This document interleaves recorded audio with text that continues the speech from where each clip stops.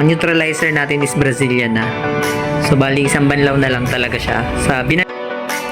Before rebond with Brazilian. Ating rebond before natin lagyan ng ating R1 rebonding cream.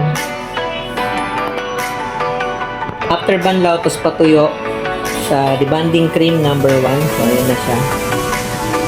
Medyo straight na ang buhok ng client. Pero ipa-plancha pa para mag-lock ang ating straightening. Then mamaya neutralizer. So plancha muna tayo. Mamaya na naman. So ayan. Ayan na yung ating after plancha ng number 1. So tapos na tayo mag-plancha ng number 1. Yan. After ng plancha yan. Gagawin na natin is lalagyan na natin siya ng Brazilian. So, after ng babad ng Brazilian, plancha ulit. So, hindi ko na siya babanlawan kasi ba-Brazilian natin siya. Kasi ito yung number 1 na plancha. Yan. Yung masinsina na plancha. So, lagyan na natin siya. Let's go.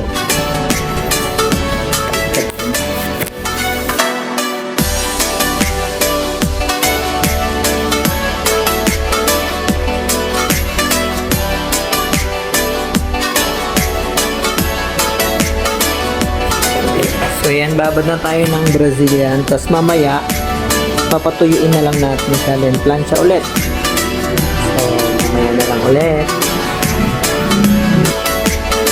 So ito na yung ating pinatuyong Brazilian.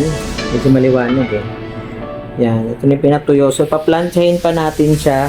Last na plancha kasi nga, para pumasok si Brazilian sa kanyang buhok. So ayan na yung yun yung pinatuyong Brazilian.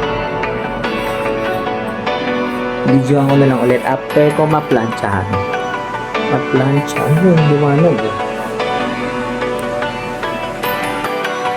So ito na ang ating finished product.